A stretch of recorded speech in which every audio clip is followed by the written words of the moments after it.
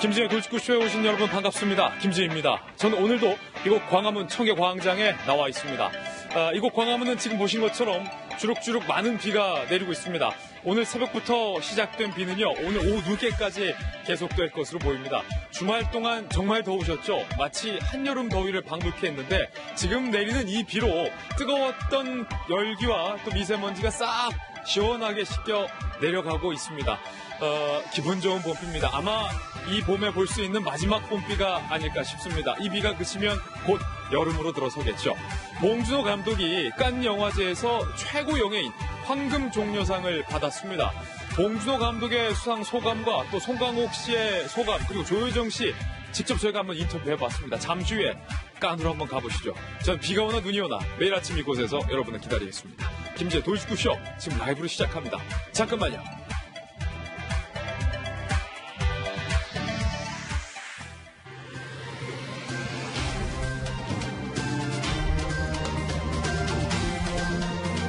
신문 읽어주는 남자입니다. 오늘 전 조간신문 일면에 봉준호 감독이 칸 영화제에서 황금 종려상을 받은 뉴스가 일면에 대서특필되고 있습니다. 제가 신문기자 출신인 거 다들 아시죠? 이쯤 되면 각 조간신문마다 일면 헤드라인 제목을 어떻게 하면 절묘하게 뽑아낼 수 있을까 소위 경쟁을 하게 됩니다. 제가 봤을 때 동아일보 출신이라서 꼭 이런 말 드리는 게 아니라 오늘 동아일보 기사 제목이 제일 눈에 띕니다. 함께 보시죠. 뭐라고 썼냐? 세계 최고 봉. 재밌지 않습니까? 봉준호 감독의 봉을 봉이야 세계 최고 봉에 봉준호 감독이 올랐다라는 거죠.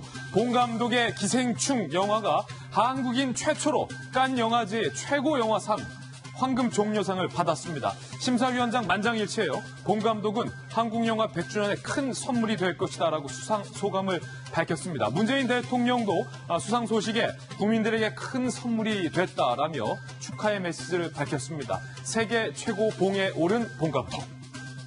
동아일보 제목이었습니다. 잠시 후에 칸 현장 직접 가보시죠. 다음 신문입니다. 이번엔 조선일보입니다.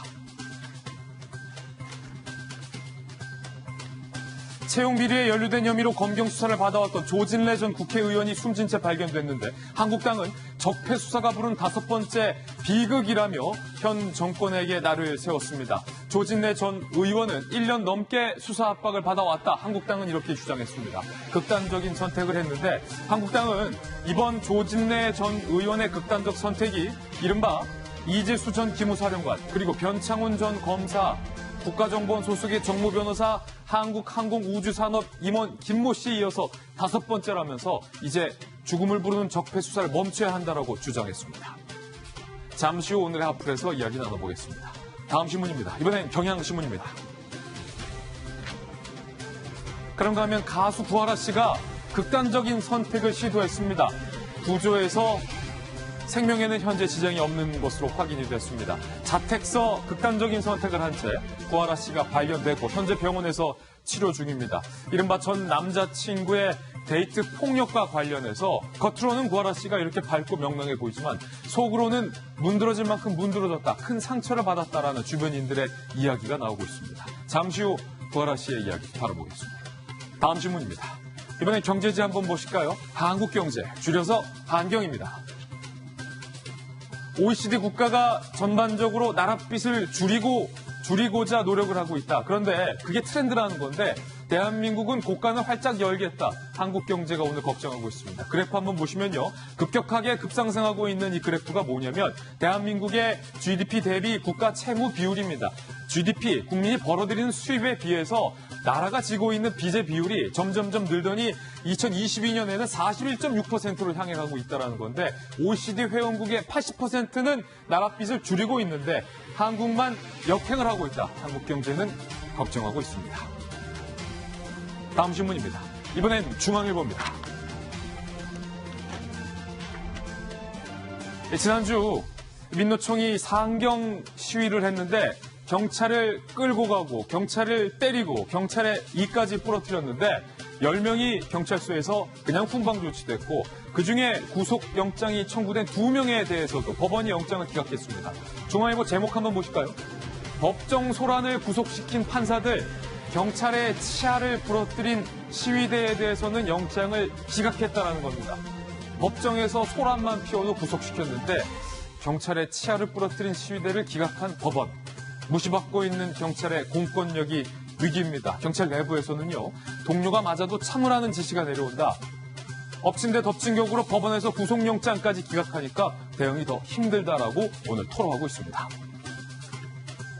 다음 질문입니다. 이번엔 한국일보입니다. 국제보건기구인 WHO에서 게임 중독은 질병이다라고 확정을 했습니다. 지금까지 과연 이 게임에 중독돼 있는 것을 병으로 볼 수 있느냐 아니냐 논란이 뜨거웠습니다. 게임 업체와의 어떤 업계와의 이해관계가 치열했기 때문입니다. 그런데 WHO가 게임 중독도 이거 질병이다, 치료가 즉각 필요한 거다라고 분류를 하면서 지금 시끌시끌합니다. 예컨대 질병이면 결석해도 되냐? WHO 발표 후 곳곳에서 이런 논쟁들이 가열이 되고 있다는 겁니다. 질병이든 아니든 분명한 것은 게임에 중독된 특히 청소년들은 일상적인 생활을 하기가 힘들다는 것만큼은 이번 WHO의 확정으로 분명해진 것 같습니다. 지금까지 신문 읽어주는 남자였습니다. 네, 오늘 아침 저와 함께 등판한 등판 선수 소개해드리겠습니다. 저희 돌직구쇼 전담 변호사, 월요일의 남자 변환봉 변호사님이 나왔고요. 지난주는 또 미국 출장쯤에 못 나오셔서 많은 분들이 아쉬워했는데 민주당의 미래, 더 나아 국회 미래, 박용진 의원, 바르다 박 선생, 박정하 전 청와대 대변인 모셨습니다. 그리고 눈에 보이는 모든 것을 의심하고 분석하라 한국이미지전략연구소의 허은하 소장님과 돌직구쇼의 시그니처 김병윤 박사님 나왔습니다. 어서 오세요. 반갑습니다. 네, 오늘의 키워드 3가지도 함께 살펴보겠습니다. 바로 이건데요.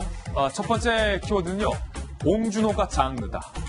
내가 곧 장르다. 이런 말 할 수 있는 사람 많지 않습니다. 봉 감독만 할 수 있다. 봉이야. 두 번째 키워드는요. 접대의 정석이라는 얘기가 나왔습니다. 아베 총리가 트럼프 대통령을 아주 융숭하게 접대를 해서 일본이 얻은 게 이번에 많다고 합니다. 도대체 접대의 정석, 어떤 게 정석인지 잠시 후에 살펴보겠습니다. 세 번째 키워드는요. 가수 효린 씨의 사진과 함께 학교 폭력 논란, 요즘 연예인들 학폭 논란이 불거지고 있습니다. 잠시 후에 상세하게 이야기 나눠보겠습니다. 오늘의 탑뉴스로 돌직구쇼 시작하겠습니다.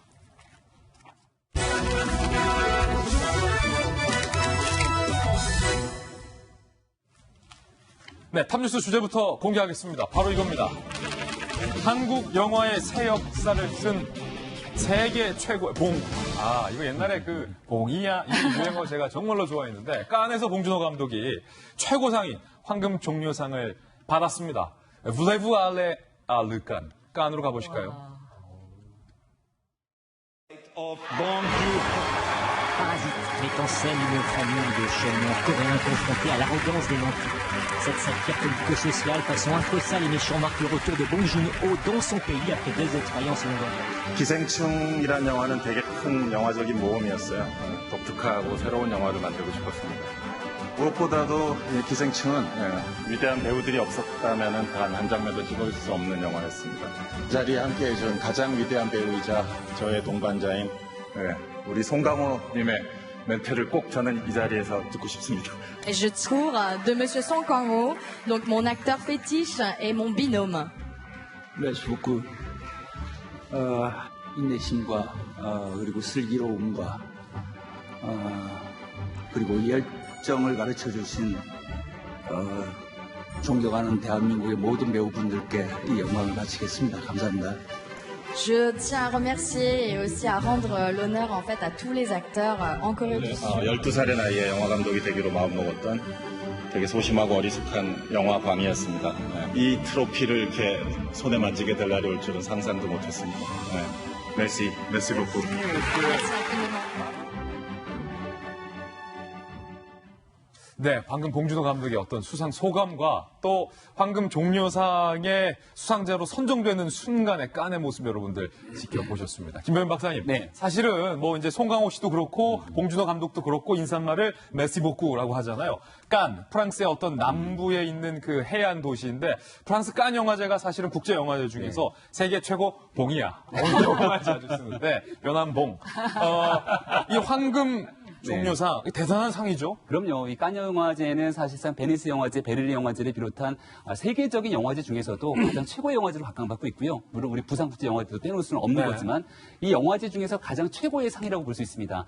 우리가 왜 이 문학 같은 경우는 노벨 문학상이나 얼마 전에 우리 한강은 씨가 수상했던 맨부커상 같은 경우로 최고의 상에 대한 영예를 갖게 되는데 그렇죠. 바로 이 칸 영화제에서 황금 종려상을 받았다는 것이 대한민국을 대표해서 정말 이 같은 영화계에서 가장 최고의 상을 받았다라고 영예를 추켜 세울 수 있는 대목으로 볼 수 있고요. 에베레스트 정상 오른 거예요. 그렇죠. 그리고 사실은 작년에 일본에 있는 어느 가족이라고 하는 영화가 황금 종려상을 받았기 때문에 이거 아시아의 두 번의 상을 돌아가게 되는 것 아니냐라고 하기 때문에 결국은 올해는 좀 어렵지 않겠냐 생각을 했거든요. 예. 하지만 칸 영화제가 무슨 얘기를 하냐면 우리는 정치적이나 사회적인 이유로 상을 그대로 선정하지 않는다. 오로지 영화의 작품성만 보고 결정을 하기 때문에 그만큼 봉준호 감독이 이 연출했던 기생충 영화가 정말 세계적으로 찬사를 받게 되는 상을 수상했다 이렇게 볼 수 있습니다. 그렇군요.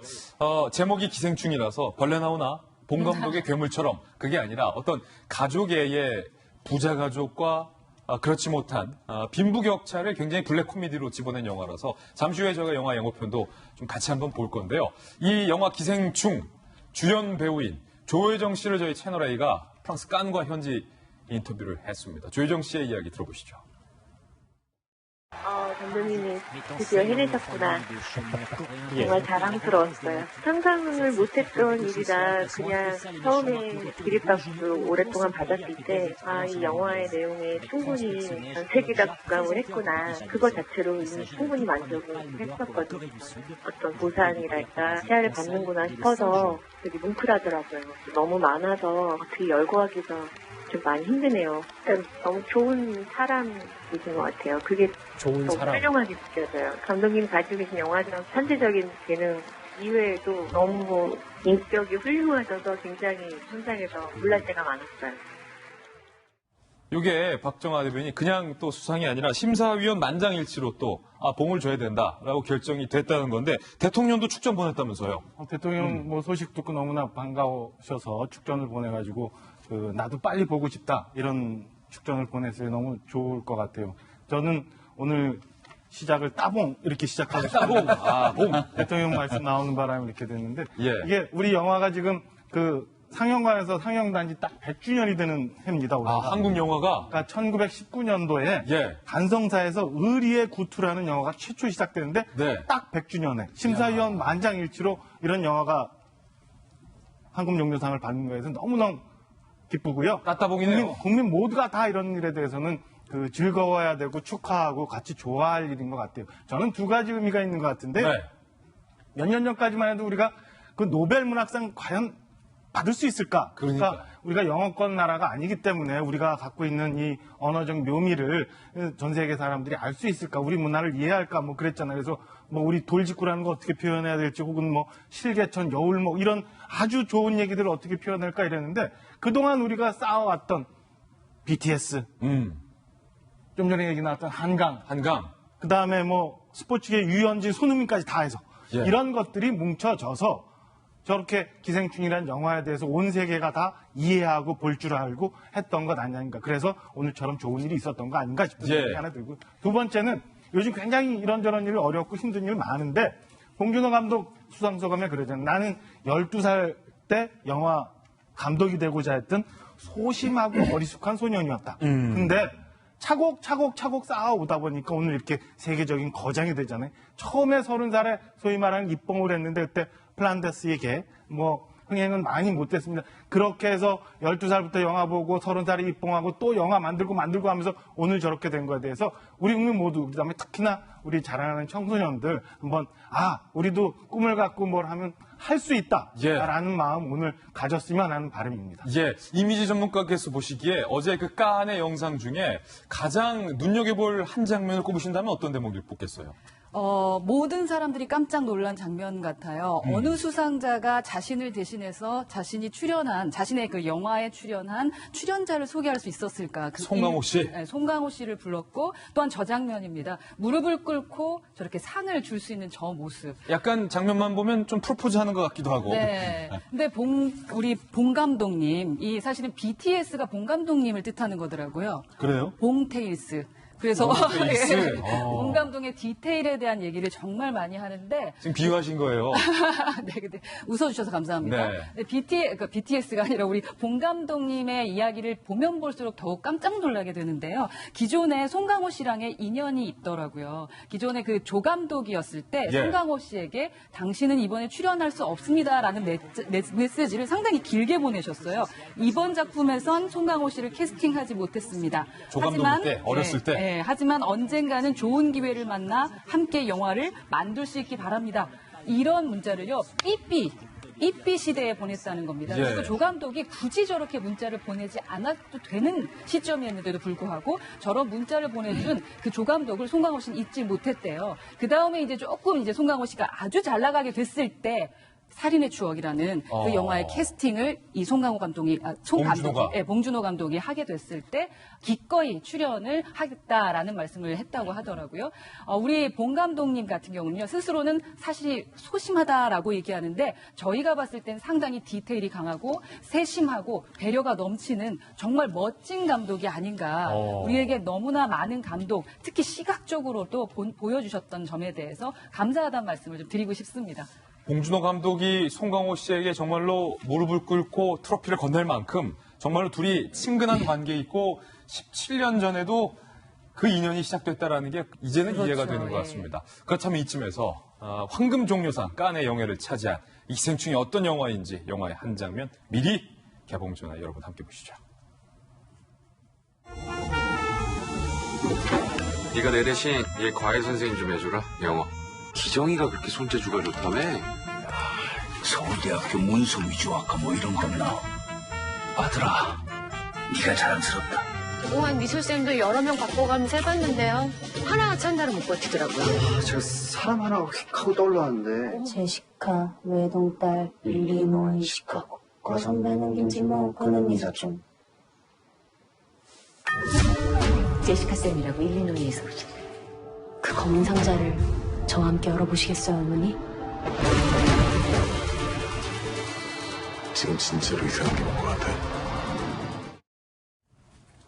네, 박용진 의원님. 지금 일단 영화의 예고편 한 대목을 봤는데, 일단 이게 장르가 뭔지도 좀 궁금하기도 하고, 영화의 스토리 어떻게 됩니까? 다들 이미 보도를 통해서 아시겠습니다만, 어느 사회나 어느 국가에나 지금 있는 빈부격차의 문제, 사회적 갈등의 가장 큰 핵심이죠. 빈부격차의 문제가. 근데 이 문제를요, 어제 봉준호 감독이 인터뷰를 하면서 그런 얘기를 하더라고요. 2시간이라고 하는 영화 상영 시간 동안 물론 진지하고 무겁게 이런 사회 갈등의 문제, 빈부격차 문제를 다루는 감독도 있다. 존중할 수 있다. 그러나 나는 그렇게 못한다. 나는 다르게 할 수밖에 없고 나는 이 문제에 대해서 유머러스하게, 위트 있게, 재밌게 이런 것들을 블랙 코미디로 표현하는 사람이다. 그것이 나의 영화다. 이렇게 이야기를 했어요. 하나 또 많은 사람들이 보지 않는 이면을 제가 하나 말씀드리면 제가 또 정치인이기도 하고 올해 또 정치를 하면서 봉준호 감독하고 인연이 있습니다. 그래요? 네, 다른 건 아니고요. 2000년에 창당한 민주노동당에 박찬욱, 봉준호 등의 감독들이 상당히 많이 참여해요. 변영주 감독도 그 한 분이고요. 그래서 그 당원으로 참여하면서 우리 사회에 새로운 바람을 좀 기대를 하겠다라고 참여를 했었던 적이 있습니다. 이 봉준호 감독이요. 사회부조리, 이 경향신문인데요. 여기 이렇게 제가 들어보겠습니다. 사회부조리를 꿰뚫어온 봉준호 감독이 밥대도 정확하게 지켰다. 제일 중요한 건 밥대를 지켰다. 이게 무슨 말이냐면요. 스태프들과 주 52시간 표준근로 계약 다 계약 맺고요. 그리고 그 시간도 다 지켜주고요. 아역 배우들 있지 않습니까? 이 아역 배우들 밤에 잠자야 되니까 먼저 이 아이들 출연분을 먼저 찍고 이번 기생충 찍을 때도 그렇습니다. 그렇게 배려를 하고 표준근로 계약뿐만이 아니라 최저임금 같은 거 다 지키면서도 이렇게 명품작을 만들어냈다고 하는 건 대단히 우리 사회에 던지는 많은 의미가 있습니다. 그래서 저는 봉준호 감독이 그저 말로만 혹은 영화에서만 자기 메시지로만 하는 것이 아니라 실제 그 영화를 찍는 현장에서도 그렇게 하기 때문에 많은 배우들이 박수를 보내고 진심으로 존경하고 이런 명품 영화도 만들어낼 수 있다 이렇게 생각합니다. 사실은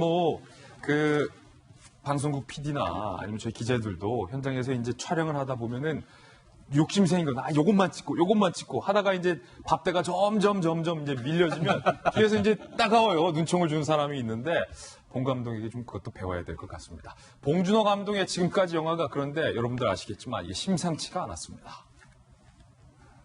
오늘 동아일보에 아주 자세히 정리가 돼 있는데, 살인의 추억 2003년 많이 재밌게 보셨을 것 같아요. 이때 이제 조 감독으로서의 봉준호 씨가 당시 무명의 송강호에게 했던 약속을 지킨 거죠. 감독이 돼서 주연 배우로 캐스팅을 했던 525만 관객, 그리고 영화 괴물 2006년에 개봉했고 1300 관객, 그리고 2009년 마더 아시아 필름 어워드 최우수 작품상을 받았죠. 그리고 2013년에 설국열차도 바로 봉준호 감독의 작품이었다는 것. 그랬구나. 로마 국제영화제 감독상, 그리고 2017년 옥자, 이거 넷플릭스에도 지금 나와서 많은 사람들이 또 봤죠. 미국 오스틴 영화 비평가 협회의 최우수 영화상을 받았습니다. 그리고 2019년 기생충이 깐 황금 종려상까지 거머쥐게 됐다라는 겁니다. 봉준호 감독이 독특하게 영화를 만들 때마다 직접 손으로 일일이 콘티까지 그린다는 사실도 저희가 취재 결과 확인할 수 있었는데요. 바로 이렇게 말입니다. 본인이 봉 감독이 직접 그린 거예요. 이 장면은 이렇게 찍어야지. 아까 호나 소장이 디테일과 봉준호를 합쳐서 봉테일이라고 했는데 이 디테일함이 여기서 드러난다는 거죠. 이 정도로 섬세하기 때문에 막내 아역 배우들 일찍 자야 되니까 취침 시간까지 지내고, 박용진 의원 얘기했듯이 스태프들 배고프니까 점심시간 늦어지지 않게 밥때까지 딱딱 맞춰가면서 영화를 찍었다는 겁니다. 이 디테일함에 다시 한번 놀라는 바입니다. 봉준호 감독 축하하고요. 우리 대한민국이 모두 축하받을 일이라 생각이 돼서 월요일 아침 첫 소식으로 저희가 단연컨대 꼽을 수 있었습니다. 축하드립니다. 이번엔 저희가 준비한 두 번째 뉴스를 공개하겠습니다. 트럼프 대통령과 아베 총리는 밀착, 애착, 밀월 관계를 연이어 과시하고 있습니다. 한미 관계는 그런데 통화도 조심조심 살얼음판을 걷고 있는 것 같아서 묘하게 대조되는 오늘입니다. 먼저 아베 총리와 트럼프 대통령이 도대체 어디를 데이트라는 표현까지 쓰겠습니다. 데이트할 정도로 애착 관계를 보였는지 직접 영상으로 만나보시죠. 일단은 트럼프 대통령이 골프를 참 좋아하니까 아베 총리가 황금 골프채를 트럼프 대통령에게 선물한 바도 있잖아요. 이번에 아베 총리와 트럼프 대통령이 만나서 이렇게 골프 회동을 즐기는 모습을 정말로 전 세계에 과시를 했습니다. 트럼프 대통령 특유의 빨간 모자, 아베 총리는 뭔가 골프 치는 폼도 좀 뭔가 겸손해 보이는 그런 느낌이 묘하게 아베 총리에는 있다는 거예요. 두 분이 골프를 치고 또 셀카도 찍어가면서 직접 이 친분 관계를 과시했습니다. USA, 미국과 일본은 이렇게 가깝다라는 것. 아베 총리의 표정을 보니까 그 어느 때보다도 지금 활짝 웃고 있어요. 좀 뭔가 얄미울 정도로 지금 미국과 일본 관계가 이렇게 가깝다는 것을 과시하고 있습니다. 골프뿐만 아니라 이 두 분은요. 특히 일본의 전통 스포츠죠. 스모 경기에까지 트럼프 대통령과 멜라니아 여사 내외를 초청해서 VVIP 좌석에 앉아서 스모 경기를 관람하는 모습도 지금 공개가 됐습니다. 트럼프 대통령, 특히 멜라니아 여사가 이 스모 경기에 대해서 지대한 관심을 갖고 흥미를 보였다고요. 트럼프 대통령이 직접 바로 저 코앞에서 스모 선수들 간의 이제 경기를 직접 관람하고 나서 특히 스모 경기의 우승자에게 트럼프 대통령이 직접 이렇게 우승 상장도 건네고요. 악수도 하고 특히 이 스모 우승 트로피를 건네는데요. 저게 상당히 무겁다고 합니다. 트럼프 대통령이 이를 깨물면서 건네는데 저 트로피에 도널드 트럼프 대통령의 이름까지 직접 새겨서 수상을 할 수 있는 어떻게 보면 영광, 영예를 아베 총리가 세심하게 준비를 했다라는 모습도 찾아볼 수 있었습니다. 그리고 이 두 정상은요. 자, 이게 일본에서도요. 직접 셰프가 한 분 한 분에게 이제 요리를 건네는. 사실은 어떻게 보면 가장 일본스러운, 가장 일본다운 저녁 식사로서 이 두 내외가 두 정상들의 내외 간에 좋은 시간을 보낸 것도 공개가 됐습니다. 박정화 대변인, 네. 아베 총리의 지금 극진 대접이 좀 통한 것 같아요. 일본이 얻어낸 게 크죠, 이번에? 일본이 여러 가지 좀 지금 뭐 중국하고도 그렇지만 미국이 전 세계를 대상으로 좀 무역 전쟁을 하고 있는데 일본하고도 관련된 부분이 있음에도 불구하고 어제 트럼프 대통령이 골프하고 저녁 마치고 난 다음에 트윗 통해서 7월까지는 이런 얘기 하지 않겠다라고 얘기를 했어요. 이게 정상회담의 사실은 묘미거든요. 그러니까 그 보통의 다른 부처하고 달리 외교부는 굉장히 조심스럽게 일이 진행이 됩니다. 그러니까 실무적으로 모든 일이 다 얘기가 되고 발표 문항까지도 정리가 되고 난 다음에 사실은 정상들이 와서 마침표만 찍는 건데 정상회담을 통해서 정상들 간에 너무너무 관계가 좋으면 이렇게 생각지 않은 것들이 얻어지는 거고 그래서 우리가 정상 간의 그 우정과 그 정상 외교를 자꾸 중요시하는 이유가 거기 있거든요. 미일 간의 무역 협상을 아예 미뤄주겠다. 그러니까 참의원 선거가 6월에 있어요. 일본에. 그 선거에 영향 주지 않고 아베에게 무언가 유리한 점을 주기 위해서까지도 이렇게까지 한다라는 그 소위 아니 그렇다면 일본 받았어요. 내부의 그 정치 스케줄 그러니까 일본 내부의 선거 일정까지 지금 고려해서 미뤄줬다는 거죠. 그건 뭐 우리가 해석하는 거니까 그런데 충분히 뭐 그런 그 있을 수 있는 그런 일들이 있었는데 좀 전에 우리 봉준호 감독 너무 좋은 따봉 뉴스 보다가 갑자기 속상한 뉴스 보게 돼갖고 이제 짜증이 나는데 우리도 얼마 전까지만 해도 한미 정상 간에 굉장히 좋은 시설이 있었어요. 그래서 일본 외교가에서 어떻게 하면 한국처럼 할 수 있을까 너무너무 부럽다라는 시절이 있었는데 이게 완전히 전세가 역전이 돼서 이런 상황까지 왔습니다. 그래서 우리도 외교부가 좀 더 노력을 해서 지금 미중 간에 미일 간에 중일 간에 이 한반도를 둘러싸고 굉장히 많은 그 외교 문제가 생겨 있고 그다음에 특히나 미중 간에는 거의 전쟁이라고까지 표현할 수 있는 경제전쟁, 무역전쟁이 시작되고 있는데요. 이 와중에 우리는 과연 어떻게 서야 되며 어떻게 해야 되고 이 어려운 난국을 어떻게 풀어가야 되는지 사실은 청와대가 외교부하고 협의하고 외교부에 있는 모든 직원들도 청와대에 있는 모든 직원들도 국익과 앞에 대한민국 장래를 위해서 고민하는 그런 모습들이 좀 보였으면 하는데 그런 게 아직 안 보여서 좀 아쉽다는 생각을 좀 해봅니다. 아베 총리와 트럼프 대통령의 발언을 각각 한번 들어볼 텐데요. 먼저 아베 총리의 발언부터 직접 들어보시죠. 新しい令和の時代も日米同盟がさらに揺ぎないものとしていきたいと思います。 잠시 후에 저희가 또 살펴보겠지만 일각에서는 저렇게까지 한 국가의 정상이 다소 자존심 상하는 모습까지 보여야 되냐라고 얘기했지만 어쨌든 일본은 얻어냈다는 겁니다. 트럼프 대통령의 발언 들어보시죠. Prime Minister and I talked a lot today about trade and military and various other things. I think we had a very productive day. 허나 소장님, 어떻습니까? 지금 아베 총리와 트럼프 대통령 간의 두 사람 간의 친밀도와 트럼프 대통령과 지난 한미 정상회담에서 문재인 대통령 간의 친밀도를 이미지적으로 분석해 보신다면 차이가 납니까? 아니면 다 똑같습니까? 상당히 어려운 질문을 지금 해주셨는데요. 우선 저 이 얘기부터 하고 싶습니다. 우리가 지금 아베와 트럼프와의 만남은 조금 다른 지점에서부터 보기 시작을 해야 될 것 같습니다. 제가 트럼프의 SNS를 페이스북이나 트위터나 인스타그램을 다 조사를 해봤어요. 그랬더니 지금 100만 건 이상의 클릭수가 있습니다. 100만 건 이상의 클릭수라는 것은 전 세계 정말 많은 사람들이 드디어 찾아보면서까지도 두 사람의 관계를 보고 있다라는 거죠. 그것은 그만큼 홍보 효과가 있다라는 것입니다. 아베가 지금 무슨 행동을 했냐 하면요. 기본적으로 골프를 쳤던 것은 트럼프를 위해서 같이 치면서 즐거움을 주기 위해 자기가 차까지 몰아가면서 했었잖아요. 그러면서 어디를 데려갔습니까? 스모 경기장에 데려갔습니다. 스모라는 경기 자체가 어쩌면 문화적으로 이제는 좀 시들해질 수도 있었던 상황 아니었을까요? 일본 내에서도 또다시 한 번 더 생각하게 됐을 것이고 전 세계적으로 스모라는 그 스포츠에 대해서 관심을 갖게 됐을 것 같습니다. 그러한 관심을 갖게 하기 위해서 멜라니아도 초대했고 쇼파까지 준비했고 또한 방석 던지기가 기본적인 문화인데 마지막에 방석 던지기까지도 하지 않으면서 트럼프를 배려하는 모습을 보여줬습니다. 또한 마지막으로 조금 전에 보여줬던 그 장면 있죠. 식사를 하는 자리에서도요. 트럼프가 고기를 바싹 익혀 먹는 걸 좋아한다라고 하면서 미리 정보를 주고 고기 익히는 것까지 아베가 직접 챙겼다라고 하는 거 보면 정말 정성을 다한 만큼 많은 것을 얻었다. 그렇다면 이 두 정상 간의 승리자는 정말 누굴까? 물론 아베일 수도 있죠. 아니 트럼프일 수도 있겠지만 저는 아베라고 생각합니다. 아베는 기존의 과거의 미국과 일본과의 관계, 미국이 우리에게 어떻게 했다라는 그런 문제가 아니라 친밀도를 가지고 가까이 다가가서 자신이 얻고 싶은 것을 많이 얻어냈습니다.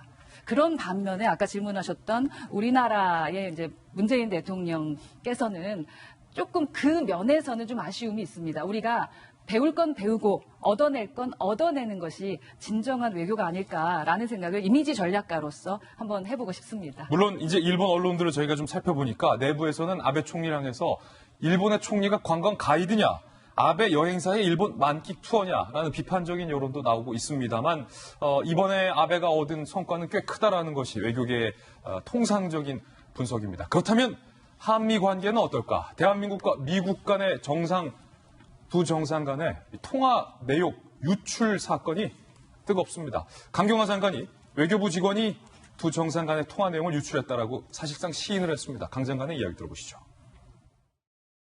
비밀을 그렇게 대외적으로 유출을 할 때는 그리고 여러 가지 지금 1차적인 조사를 봤을 때 이게 의도가 없이 그랬다고는 보기 어렵습니다.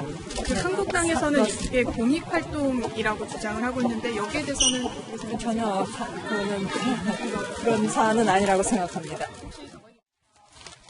변한봉 변호사님, 지금 미일 정상 간의 관계와 한미 정상 간의 관계의 부디가 지금 너무 180도로 다른 것 같은데 지금 외교부 공무원이 한미 정상 간의 통화 내용을 한국당 강용상 의원에게 유출했다. 정부는 이렇게 밝히고 있죠.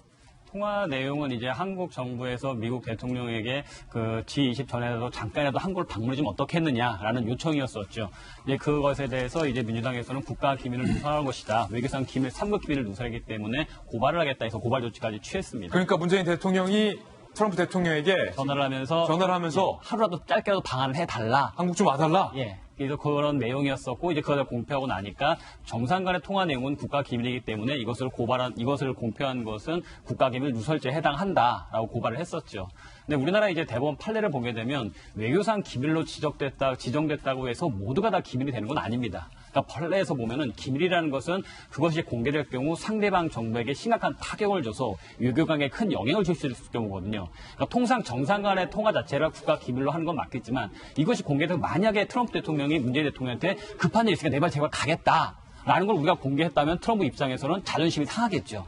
근데 이거 사안은 정반대 사안이거든요. 이것이 공개된다고 해서 미국 입장에서는 한국 정부에 대해서 이거를 왜 공개하느냐, 우리가 망신스럽지 않느냐, 그런 사안은 아니라는 거죠. 오히려 공개한 우리 쪽에서 조금 당혹스러운 상황이 되는 거지, 미국에서는 공개하거나 말거나 외교관계라든가 미국 국내 정상에 큰 역할을 줄 것은 아니기 때문에 국가 기밀로 보기는 좀 곤란한 거죠. 그러니까 그렇기 때문에 결국 3급 기밀로 지정됐던 거죠. 정말 민감한 국회 협상에서 어떻게 할 것이냐, 아니면 여러 가지 경제 정책에서 어떻게 할 것이냐, 그런 아주 민감한 내용으로 1급 기밀이 지정됐다고 한다면 거기에 대해서는 정말 논란의 여지가 없겠지만 단순한 그냥 일상적인 통화 내용에서였기 때문에 정상 간의 통화니까 3급 기밀로 지정을 했다. 근데 그걸 누설했다고 그래가지고 그 내용이 아니라 누설한 것 자체만 놓고 그 참사관이 의도를 가지고 노출한 것 같다라고 장관이 얘기를 하고 징계를 하겠다.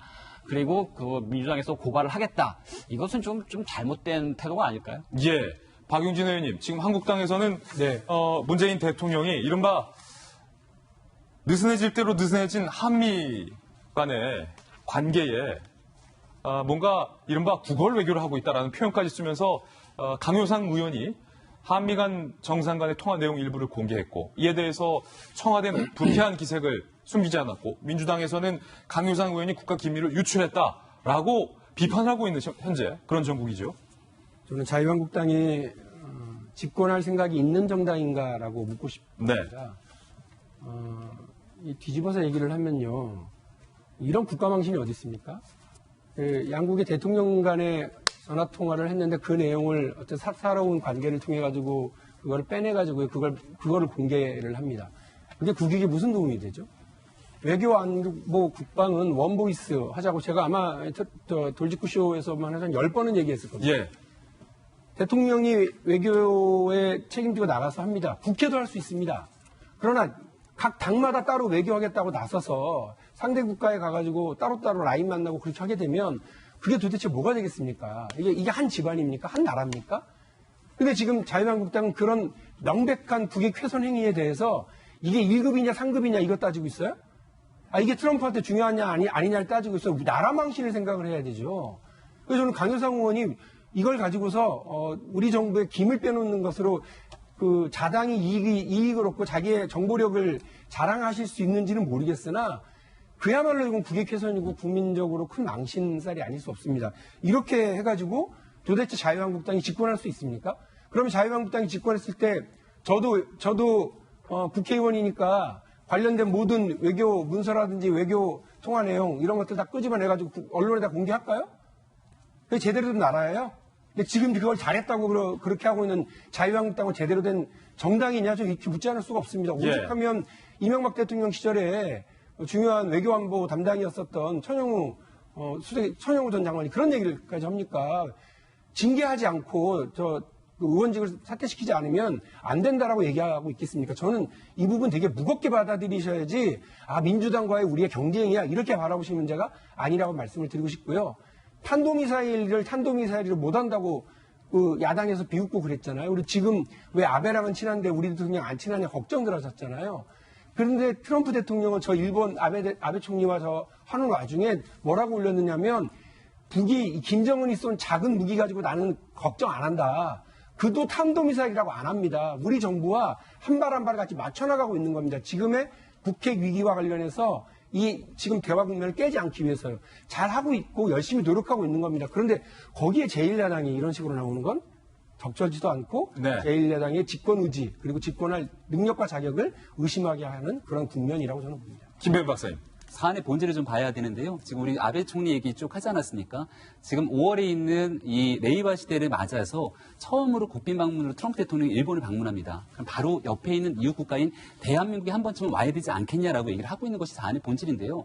얼마 전에 문재인 대통령이 미국 워싱턴을 방문해서 한미 정상회담을 가집니다.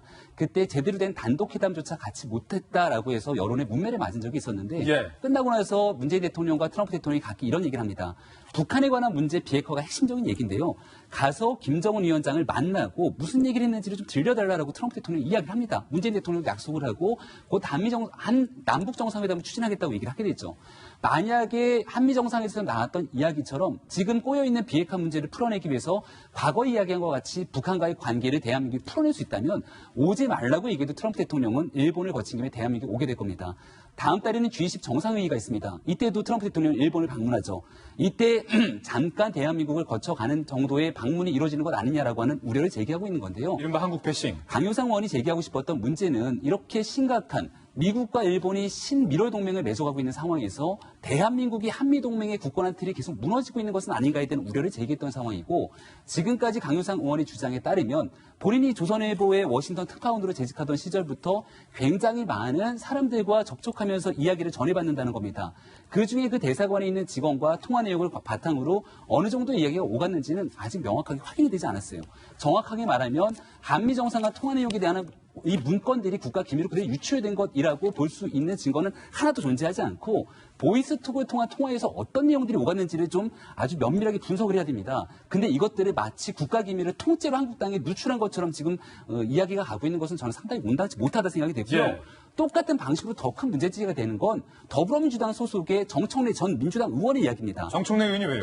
강효상 의원 같은 경우는 본인이 현재 국회의원 신분이기 때문에 본인의 의정 활동을 통해서 여러 소스를 통한 이야기를 받아서 국민께 문제를 제기할 수 있는 것 아니겠습니까? 정청래 의원은 현 집권 여당 소속이고 현재 국회의원이 아닌 민간인 신분입니다. 근데 얼마 전에 한 방송에 나와서 한미 정상 간 통화 내용에 대한 로데이터를 갖고 있다고 이야기를 합니다. 로데이터? 로데이터라는 건 말 그대로의 원본을 갖고 있다는 건데 민간인이 정청래 전 의원에게 이 로데이터가 그대로 유출됐다면 이게 훨씬 더 심각한 문제가 아니겠습니까? 정청래 의원이 뭐라고 해명을 하게 되냐면요. 이것은 이미 청와대가 공개한 내용에 본인의 문학적 상상력을 바탕으로 이야기를 한 것이다라고 해명을 하게 되는데 소설 쓴 거다. 이런 식으로 얘기해서 대한민국 국회에 무슨 도움이 되겠습니까? 지금 한국당이 주장하고 있는 문제 사안의 본질이 무엇인지 사실 바라보게 된다면 대한민국 외교가 가야 될 방향에 대해서 집권 여당과 청와대가 좀 무거운 심정으로 받아들였으면 좋겠다는 생각입니다. 예, 다양한 시각의 다양한 의견들까지 저희가 전해드렸습니다. 이번엔 저희가 준비한 세 번째 이슈입니다. 요즘 연예계에서 학교 폭력 논란이 뜨겁습니다. 나는 너가 데뷔 전에 한 일을 알고 있다. 논란입니다. 가수 효린 씨, 시스타의 리드 보컬인 가수 효린 씨가 학창 시절에 이른바 학교 폭력을 일삼았다라는 주장이 제기됐습니다. 함께 보시죠. A 씨가 주장을 한 건데 효린에게 상습적으로 옷과 현금 등을 빼앗겼고 폭행당했다. 이유는 효린 남자친구 이름이 내 남자친구 이름과 같아서였다. 3년간 극단적 선택 안 한 게 신기할 정도로 나는 버텼다. 효린이 가수 됐다는 소리를 듣고 까무라치게 놀랐다. 사과하라고 장문의 글을 보냈지만 답장이 없었다. 라는 주장이 제기되자 이 효린 측은요 입장을 발표했습니다. 15년 전 기억이 선명하지 않은 상황. 직접 찾아뵐 생각이다라고 효린 소속사 측이 입장을 밝힌 겁니다. 그러자 이 효린 소속사 입장을 들은 문제 제기를 한 이 A씨, 그러니까 효린과 학창 시절의 동기동창으로 지금 추정이 되고 있는 그 여성입니다. 그 무서운 눈빛을 면전해볼 자신이 없다. 전화로 먼저 사과를 하라라고 현재 이야기가 나오고 있는 그런 상황인데요. 아니, 허은하 소장님, 네. 지금 일단은 연예인들의 지금 학교 폭력 논란이 굉장히 뜨거워지고 있는 건데 이 A씨의 주장만 보도라면 사실이라면 상당히 무서운 내용이에요. 네, 사실이라면 아주 상당히 무서운 건데 옷과 현금 등을 네. 뺏었고 폭행을 했고 그게 3년간 계속 지속이 됐다. 네. 마이크를 때렸다 뭐 이런 얘기도 있어요. 네, 그러니까 그 이야기를 모두 들으면 효린이가 하면서 사실은 효린도 피해를 입지만 그것을 듣는 팬들도 상당히 많은 피해를 보고 또 이 모든 영상을 보고 있는 우리 시청자들도 피해를 보는 것이 아닌가라는 생각이 드는데요. 우리는 또 다른 지점도 한 번쯤 생각을 해봐야 될 것 같습니다.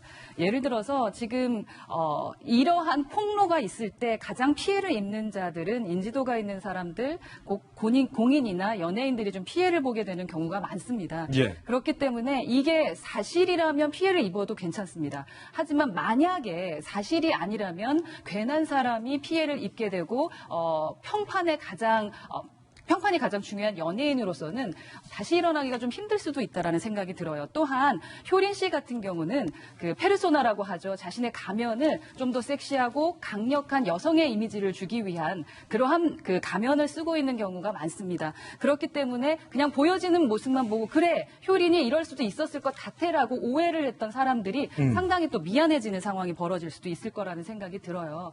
그래서 지금 이와 같은 사건들 물론 평판은 아주 중요합니다. 예전부터 그러니까 사람이 괜찮은 사람인지를 보고 우리가 좀 뭐 연예인이 잘 되거나 뭐 공인이 되거나 하면 좋겠지만 사실 그 전은 모르는 거잖아요. 그렇기 때문에 뭐 그 매니저들이라던가 소속사에서 그 관리를 하는 것은 무엇보다 중요하다라는 게 요즘에 더 많이 알려진 부분이고요. 또한 진짜인지 가짜인지 모르는 이 부분에 대해서 어떻게 대응할지에 대해서도 상당히 프로답게 대응을 해야 될 거고 마지막으로는 언론인도 이 부분에 대한 것을 명확하게 파악하고 진짜 팩트를 찾은 다음에 이러한 것들이 나와야 진정한 피해자가 없지 않을까라는 생각이 저는 좀 드는 그런 지점입니다. 김배은 박사님, 이 A씨 말고 한 명이 지금 더 나왔어요. 효린에게 학창시절에 폭행을 당했다.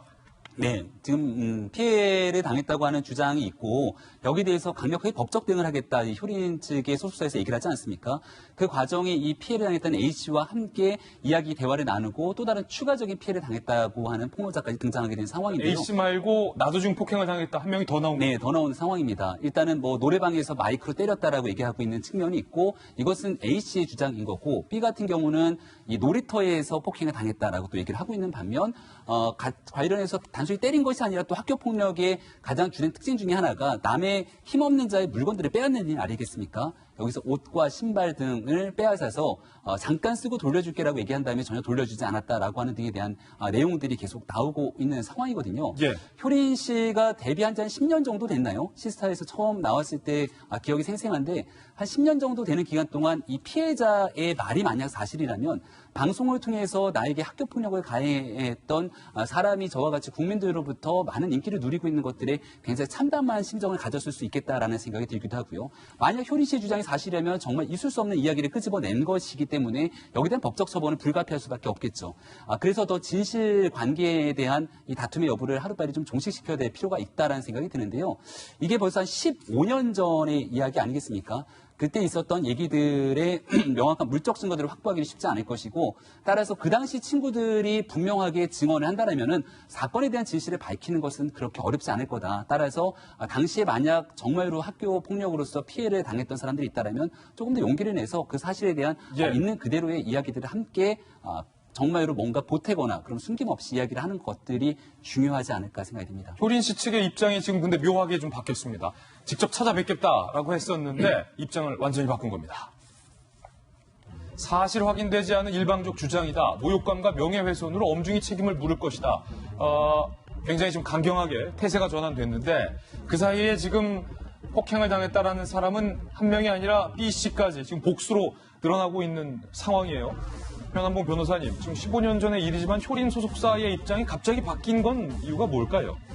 소속사 입장에서는 이제 당초 과거에 뭐 B2 그 파장가처럼 일단은 연예인이 피해를 볼 수밖에 없기 때문에 일단은 먼저 낮은 자세로 사과하는 것이 여론이 좀 더 반발하지 않도록 하는 것이 아니겠느냐라고 생각을 했었을 것 같습니다. 근데 이제 뭐 나름대로 본인으로 사실을 확인을 해봤었겠죠. 근데 이제 일부 댓글에 달렸던 것처럼 A 씨도 역시 너도 또 다른 학교 폭력의 가해자 아니었느냐 이런 글도 나오고 또 이런 식으로 그냥 계속 단순히 사과만 하고 저자세로 가다 보면 계속 본물 터지듯이 물건이 나올 수밖에 없겠죠. 그러니까 어느 정도 소속사 좀 그 가수를 보호하기 위한 측면에서는 좀 저런 엄중한 그 입장을 발표할 수밖에 없었을 것 같습니다. 그러니까 우리 형법상으로는 설사 효린 씨가 과거에 그렇게 학교 폭력의 가해자라는 것이 사실이라고 하더라도 그 자체로 명예훼손이 될 수 있는 측면이 있기 때문에 그렇다면 정말 잘못된 얘기는 하지만 일단 사실관계가 명확히 확정될 때까지는 지나치게 뭐 일방적인 주장만으로 그 소속사 연애를 좀 매도하지는 말아달라. 아마 그런 측면이 있지 않을까 싶습니다. 예, 그런가 하면 유명 밴드인 잔나비의 멤버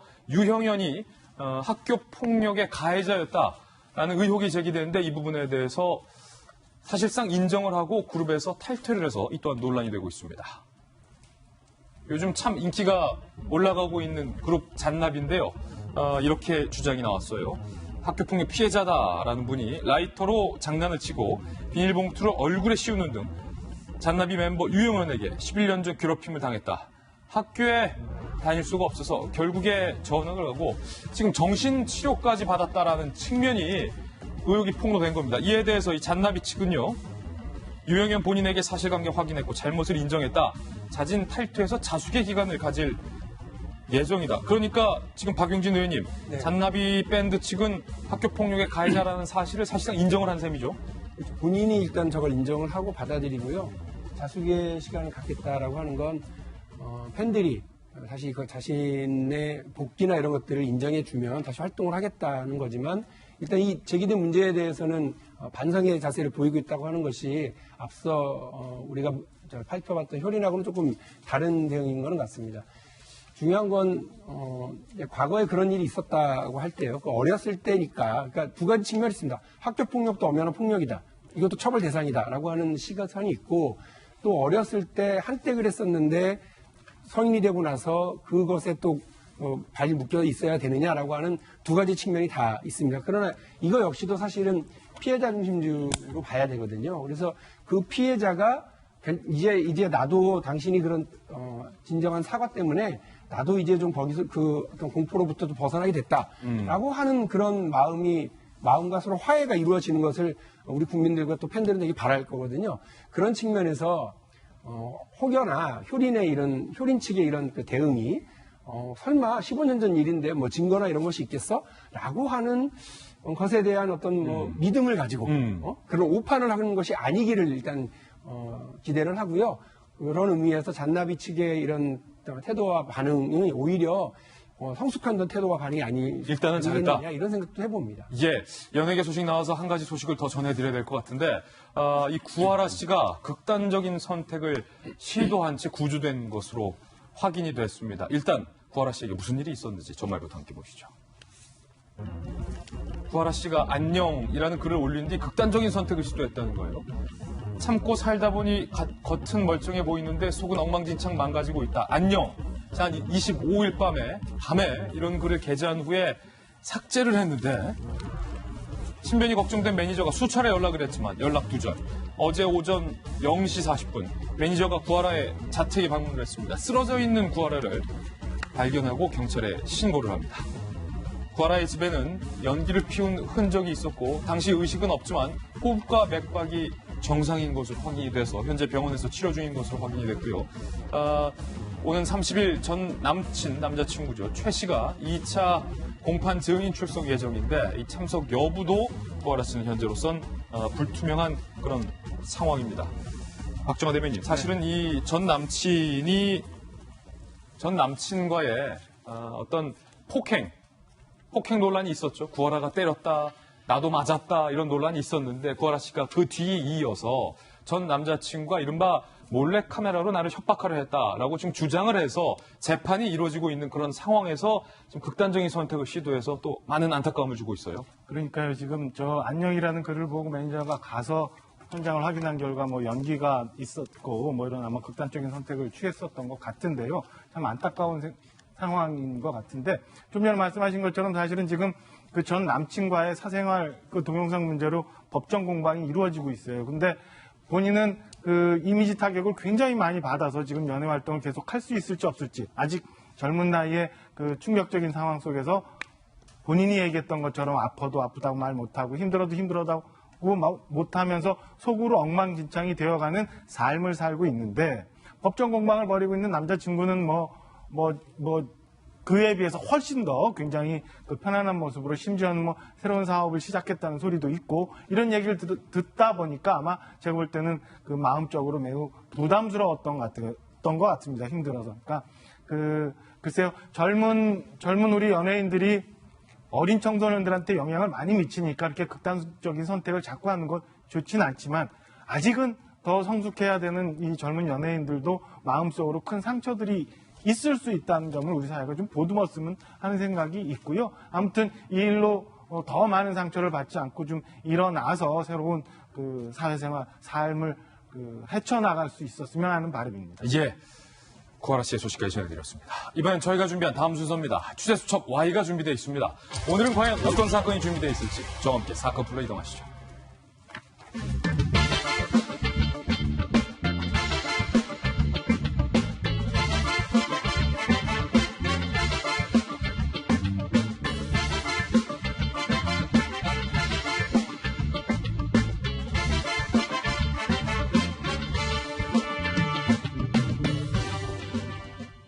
네, 취재수첩 Y입니다. 대한민국 최고의 범죄심리 전문가 경기대학교의 이수정 교수님 모셨습니다. 어서 오세요. 변한문 변호사님도 함께 풀어보겠습니다. 두 분과 함께 살펴볼 첫 번째 취재 수첩입니다. 제2의 공탕집 성추행 사건이 불거졌습니다. 지하철 안에서 한 여성을 향해서 8분간 지속적으로 성추행을 했다는 혐의로 한 남성이 구속이 됐는데 논란이 많습니다. 일단은 법원에서 이 남성에 대해서 혐의를 인정한 대목부터 함께 살펴보시죠. 법원입니다. 한 남성을 향해서 이렇게 판단을 했습니다.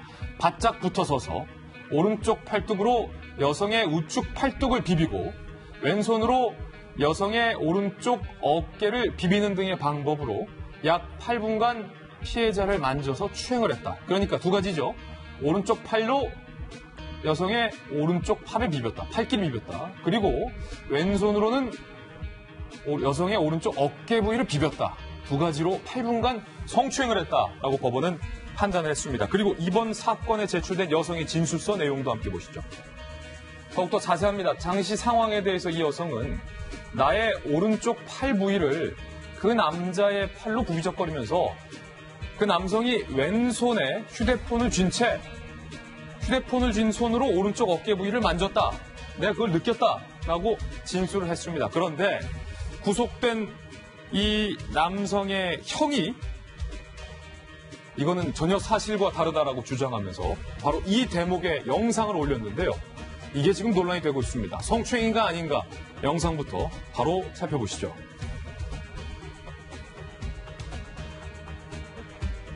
자, 지하철에 탑승하고 있는 이 남성인데요.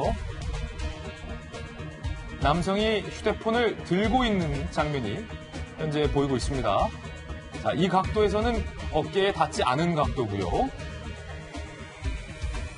계속해서 남성이 왼손으로 휴대폰을 하고 있는 장면인데요.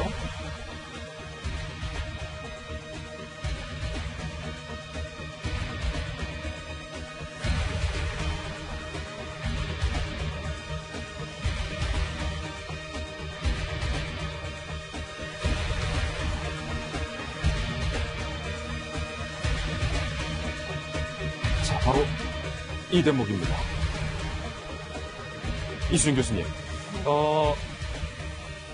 북미는 지하철 아니고 아무래도 좀 신체 접촉이 있을 수밖에 없는 상황인데 해당 영상이 길어서 전체 영상을 보니까 지금 여기는 잘 나오진 않았는데 휴대폰을 쥔 손에서 여성의 어깨에 닿은 듯한 네. 영상도 있고 방금 보신 것처럼 거리가 좀 떨어져 있는 듯한 영상이 있는데 이 휴대전화로 어깨에 손이 닿은 것도 성추행으로 볼 수 있습니까? 글쎄 그렇게 보기가 좀 어렵지 않나 하는 생각은 일단 듭니다. 저도 이 영상을 전체를 다 봤고 그리고는 이제 분석한 뭐 중간중간에 이제 이 피해자의 동생분이 분석한 내용들도 다 읽어봤는데 예.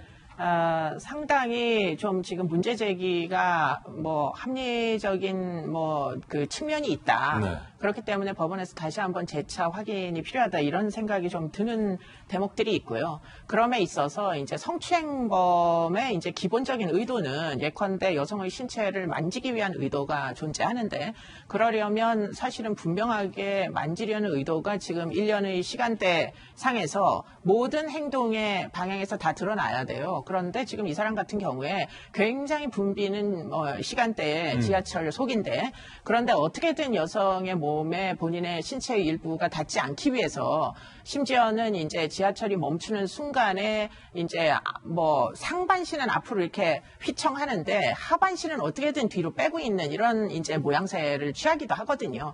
그렇기 때문에 과연 그렇게 자신의 몸을 접촉하지 않기 위해서 그 유의를 하면서 동시에 손만으로 상반신과 하반신이 따로 돌 수가 있는가? 상반신과 하반신이 따로 도는. 네, 그렇게 이제 지금 봐야 되는 장면들이 나온단 말이에요. 근데 인간의 의도라는 게 그렇게 상반신과 하반신을 따로 뭐 차이가 나는 방식으로 운영할 수가 없어요. 일단 신경계 자체가. 그렇기 때문에 그런 차원에서 보면 지금 뭐 여러 가지로 밀려가지고 본의 아니게 접촉되는 부분, 그런 부분을 결국은 추행이라고 봐야 될 측면이 있는데 문제는 이게 지금 곰탕집 성추행 사건하고 계속 대비가 되는데 현저한 차이가 있어요. 180도 다른 게 뭐냐면 곰탕집 성추행 사건은 현장 그 당시에 피해자가 문제 제기를 합니다. 즉시. 왜 만졌냐고. 그런데 지금 이 지하철의 경우에는 사실은 피해자가 문제 제기를 안 했어요. 예. 그러니까 경찰이 결국은 이 사람을 타기 전부터 뭐 어떻게 보면 관찰을 해가지고 지하철에 탄 다음에 경찰 3명이서 이 사람의 행적을 계속 이제 본인들의 이제 핸드폰으로 이제 촬영을 합니다. 그런 와중에 아주 분명하게 추행이다라는 장면은 사실은 분명하지가 않은데 지금 아까도 얘기하신 그 부분 뭐 핸드폰을 잡고 있는 손이 어깨에 닿는다거나 그러니까 이렇게 핸드폰을 쥐면 이 핸드폰을 쥐고 있는 이 손가락이 어깨에 닿았다. 네, 손가락이 닿는다거나 그것도 여자가 분명하게 느끼지 못한 채 나중에 이제 영상물을 보고 난 다음에 나는 핸드폰이 닿는 줄 알았다. 손이 닿았다는 걸 몰랐다. 이렇게 얘기를 할 정도로 굉장히 애매모호한 행동을 놓고 지금 추행이라고 유죄가 나온 거예요. 예. 그러다 보니까 이런 과정이 이제 문제가 되고 있는 거죠. 그렇군요. 지금 경찰 측에서 2번째 증거라고 공개한 영상이 있는데요. 이 여성의 신체에 닿았다라고 말한 2번째 논란의 대목도 함께 보시죠. 자, 바로 이 부분인데요. 해당 남성의 손가락이 지금 피해 여성의 옷의 주름에 닿은 부분인데요. 일단 남성의 손이 보이죠. 여성의 옷이 보입니다. 남성 측에서는 옷의 주름에 손가락이 닿은 것, 몸이 아니라 이게 어떻게 성추행이냐라고 문제 삼고 있고 경찰은 이 남성이 지속적으로 4분간 새끼손가락을 계속 움직이면서 여성의 몸에 닿았으므로 성추행이다 라고 경찰은 주장을 하고 있습니다. 자, 과연 이 대목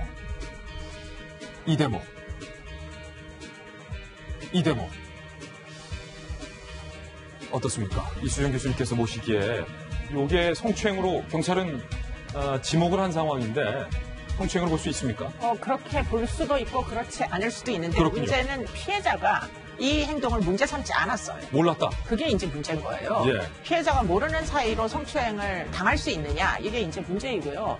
그리고 지금 저 장면은 사실은 굉장히 붐비는 지하철 내에서 온몸을 밀착시킬 수밖에 없는 수많은 사람들 중에 두 사람의 장면인 거예요. 네. 이게 무슨 좀 여유가 있는 공간에서 정말 의도를 가지고 저와 같은 행위를 했는지 안 했는지 그거를 지금 따지자면 사실 논쟁의 여지가 있는 그런 장면이다라는 거고 저 순간에 지하철이 사실은 정지를 하기 직전에 흔들리는 장면입니다. 그러다 보니까 저 장면만 놓고 우리가 닿았다 안 닿았다 추행이다 아니다. 뭐 닿았을 수는 있겠지만 닿은 것이 추행이냐 하는 부분을 따져 물어야 되는 대목인데 그것이 닿았다는 이유만으로 추행이다라고 단정하게 되면 당시에 피해자가 추행이라고 느끼지 않았음에도 경찰이 촬영만 하면 범죄가 되느냐. 물론 친고죄가 폐지됐으니까 그럴 수도 있어요. 그런데 이렇게까지 하면서 경찰 3명이 승객 주변을 돌아다니면서 촬영을 지속적으로 하고 탈 때부터 내릴 때까지 이렇게 촬영을 하는 이 일을 해도 되는 건지 일단 잘 모르겠어요. 그렇군요. 세 번째 논란이 되는 영상은 방금 이 교수께서 말씀하셨듯이 경찰관 3명이 지하철을 타기 전부터 구속된 이 남성을 찍었다라는 겁니다. 이른바 타깃 수사 의혹이 나오고 있는 대목입니다. 함께 보시죠. 자, 보시면은 지하철을 타기 전부터 경찰관 3명이 해당 남성을 집중적으로 찍었다는 사실을 확인할 수 있는데 뭔가 성추행을 하기도 전에 그렇다면 경찰이 이 남성이 성추행을 할 거라는 사실을 예언이라도 했다는 얘기가 되기 때문에 이게 지금 논란이 되고 있습니다. 이 구속된 남성의 형측은요, 경찰이 아예 자신의 동생을 타깃으로 삼았다라고 현재 주장을 하고 있는 상황인데 경찰 3명이 이 남성을 둘러싸고 각자 다른 각도에서 영상을 찍는 장면도 공개가 됐습니다. 변한봉 변호사님, 확실히 이 경찰관이 지하철을 타기 전부터 남성을 찍었다라는 게 석연치 않습니다. 지하철 수사대가 그 지하철 내 성추행범을 잡기 위한 일반적인 매뉴얼이 몇 가지가 있습니다. 그러니까 예를 들어서 뭐 강남에서 탄 사람이 삼성역에서 내립니다. 그런데 보통 그럼 자기 목적지가 삼성역이었으면 그대로 표를 끊고 나가겠죠. 근데 일반적인 지하철 성추행범의 특징은 강남역에 타서 삼성역에 내리면 다시 또 가서 강남역으로 또 갑니다. 왔다 갔다 합니다.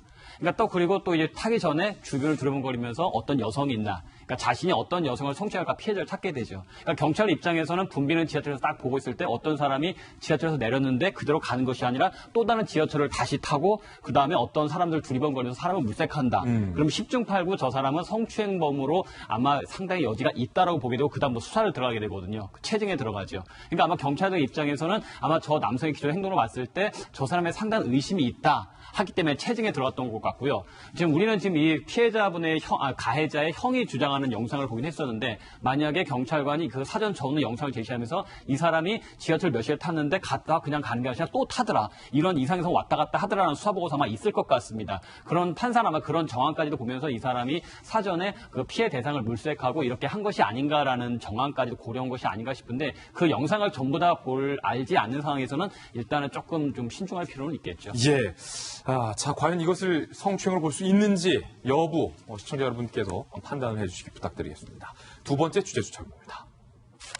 황당한 새마을금고 이사장의 개고기 갑질이라는 제목이 붙었습니다. 저만 함께 보시죠.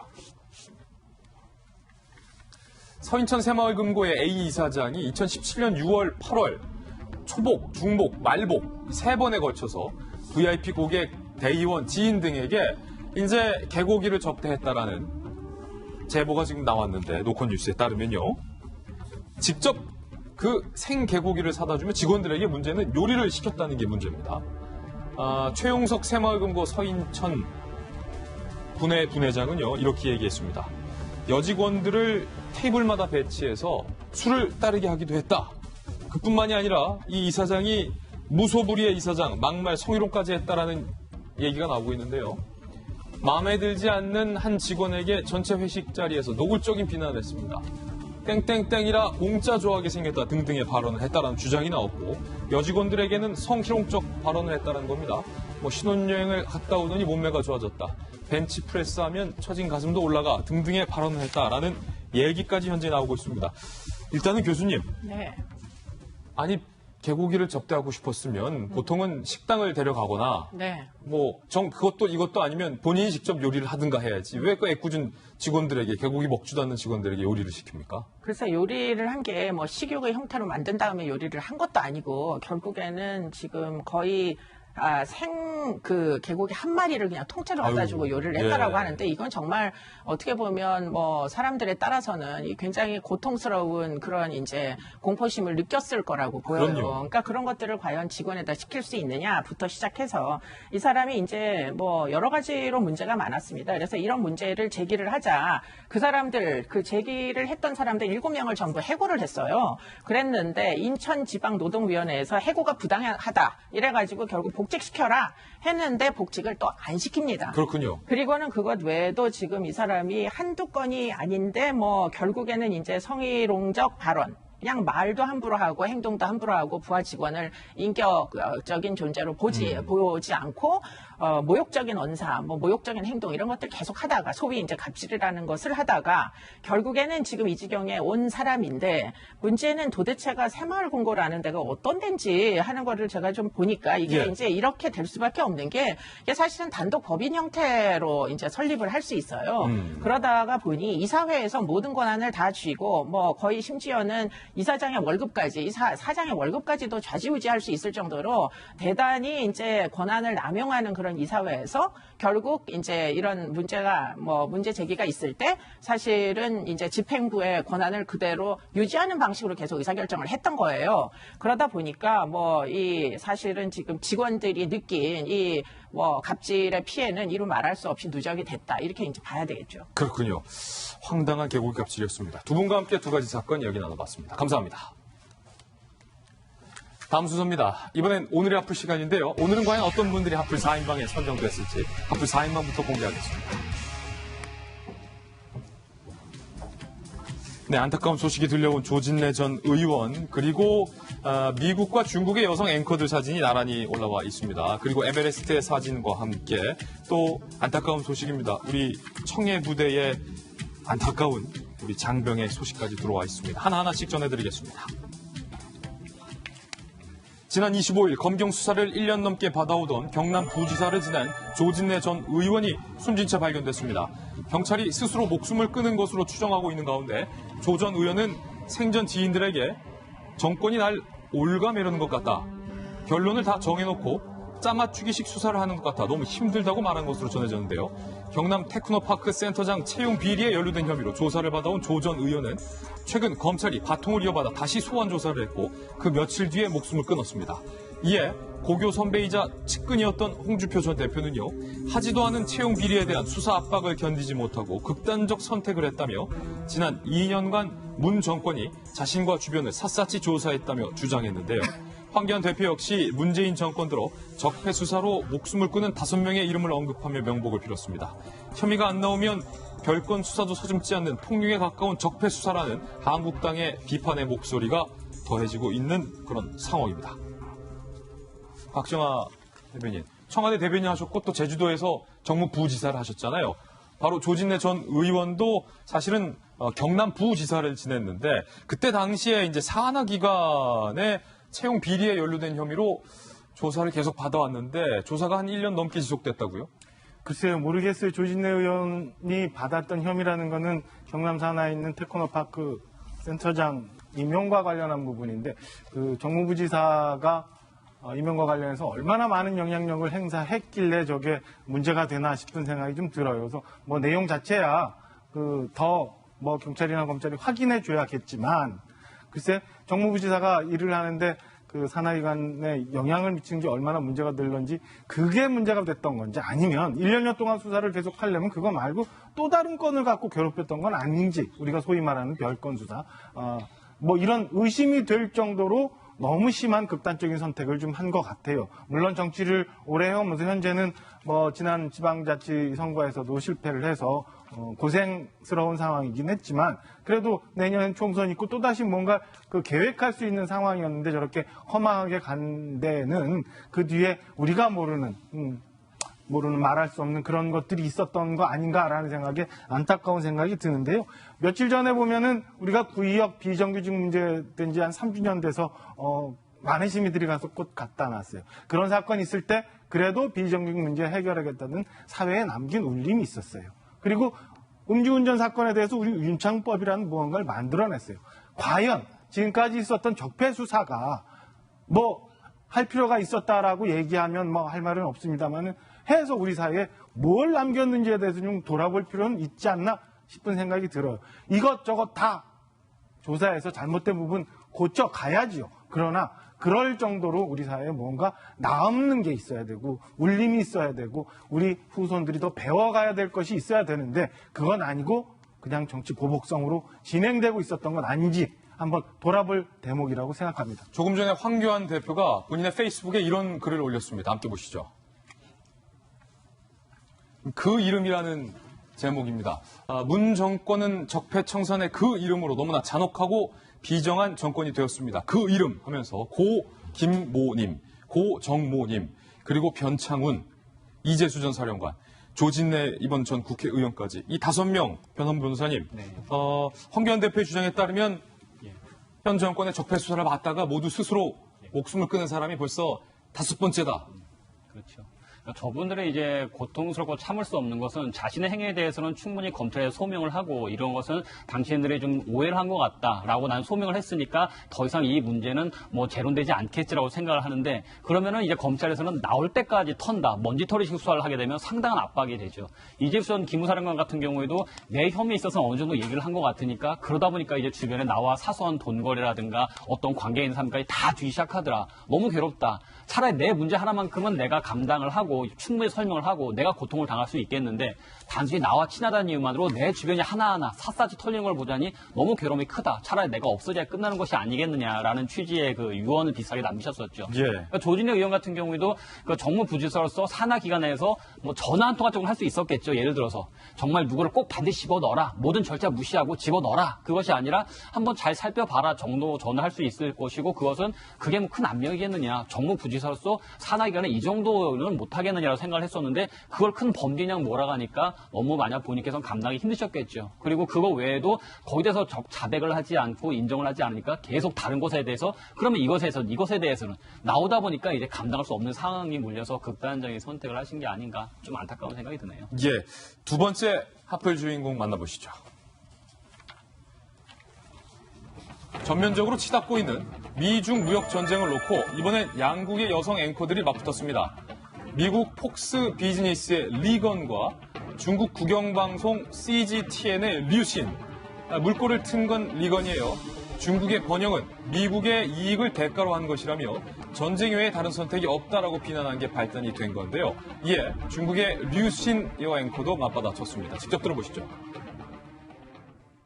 China has gotten away with stealing as high as $600 billion in intellectual property from us every single year. I know. I've done the stories on it for many years.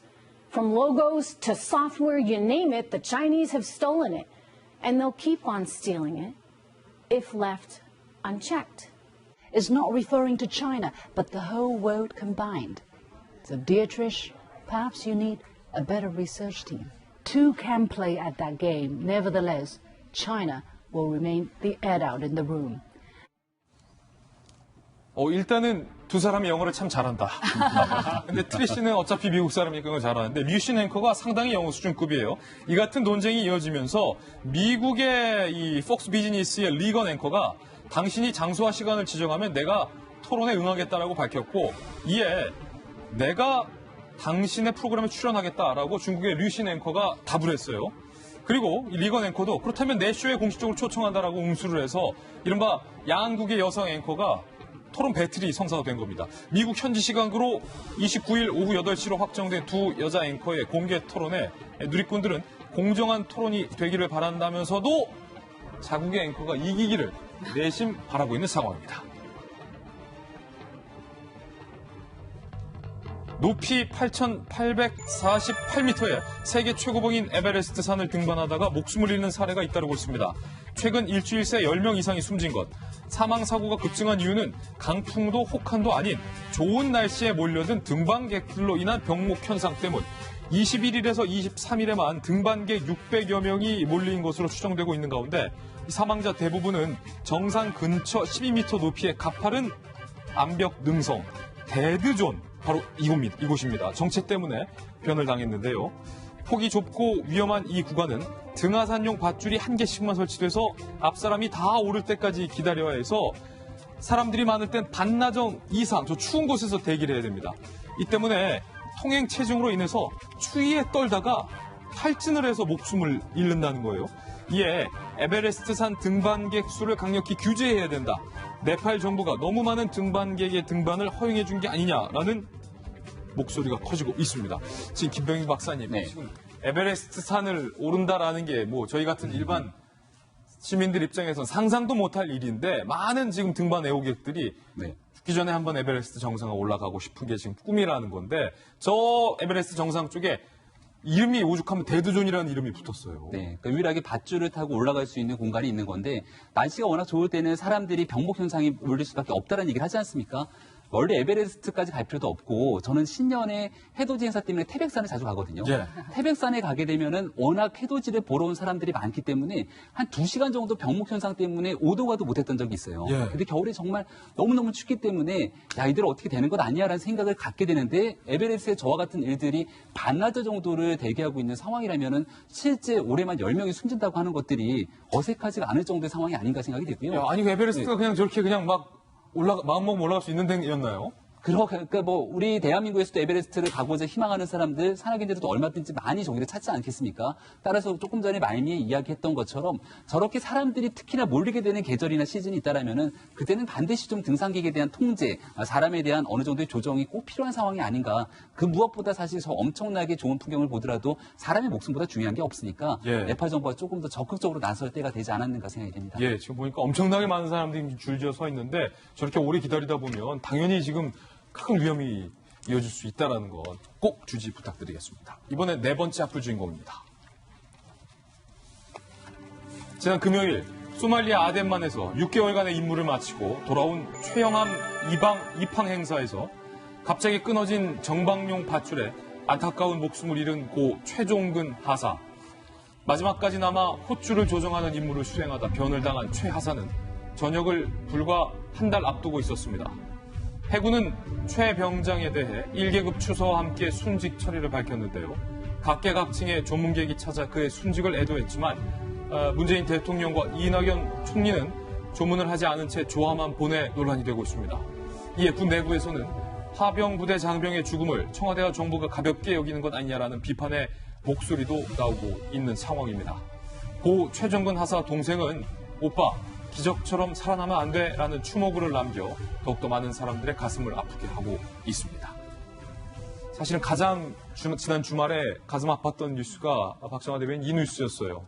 저희가 미국 사회 아까 뭐 미일 정상회담 얘기했지만은 미국 사회에 가면 가장 부러운 게 제가 볼 때는 소위 말하는 저렇게 국가를 위해서 희생했던 사람들에 대한 존경과 그에 대한 대우 뭐 이런 것들이 제일 부러워요. 그리고 미국인들이 참전용사 묘 이런 거에 대해서 갖고 있는 경외감 같은 걸 보면서 이런 힘들이 미국을 지금까지 지탱해 온 거였구나라는 생각도 드는데요. 우리는 저렇게 국가를 위해서 희생한 사람들에 대해서 너무 가볍게 생각하고 있는 거 아닌가.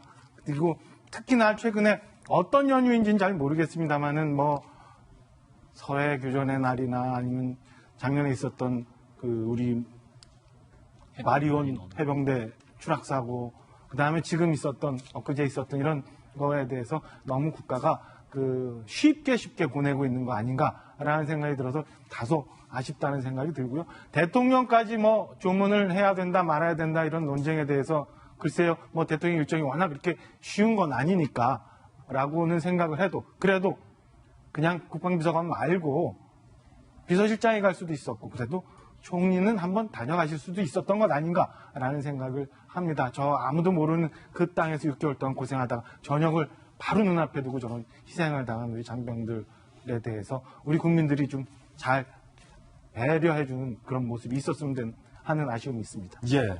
돌아가신 분만 정말 불쌍하다라는 생각이 들고 저 동생의 이야기 들으면서 아마 누구나 다 울컥했을 것 같다는 생각이 들어요. 박정화 대변인의 말씀에 이어서 말씀드리고 싶은 게 미국에서 비행기 탈 때 보면 제일 먼저 탈 수 있는 사람들 그 순위 중에 군인들이 있잖아요. 그러면서 군인들을 보고 다 인사해주고 또 군인들은 되게 당당하게 걸어가면서 그 비행기를 당당하게 타시더라고요. 그 모습을 보면서 진짜 부러웠어요. 우리나라에서 열심히 사실 자신의 목숨을 걸고 일하는 계시다라는 분, 파병을 가신 분들도 마찬가지죠. 우리를 위해서 총 앞에 설 수 있는 그런 군인들께 우리가 대하는 태도 다시 한번 좀 생각해 봐야 될 것 같고, 그러한 마음을 대통령도 또 그 밑에 일하는 누구든 다 함께 좀 보여주셨으면 저희도 함께 또 움직이지 않을까라는 생각이 되어서 그 문화도 함께 배웠으면 좋겠습니다. 예, 이 최종군 하사 끝까지 본인의 역할을 챙겼던 최종군 하사가 좋은 곳에 있기를 기도하겠습니다. 저희는 60초 광고 후에 힐링 뉴스로 돌아오겠습니다. 잠시 후 저와 함께 힐링하시죠. 월요일 아침 저희가 준비한 소식 모두 전해드렸습니다. 저희 내일 아침 9시 15분에 더욱더 풍성한 소식으로 인사드리겠습니다. 오늘 하루는 분명 어제보다 나을 겁니다. 좋은 하루 되십시오. 고맙습니다.